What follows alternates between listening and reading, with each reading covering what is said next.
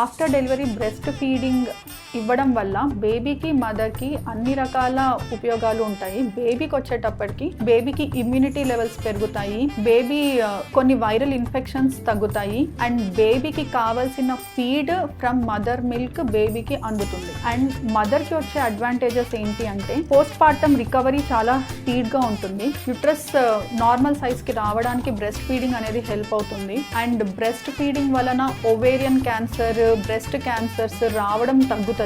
And breast feeding చేస్తుంటే mother and baby emotional bonding బాగా పెరుగుతుంది. అండ్ బ్రెస్ట్ మిల్క్ అనేది వెరీ ఈజీలీ అవైలబుల్. మనం ఫార్ములా ప్రిపేర్ చేసుకోవాల్సిన పని లేదు. Easy to give.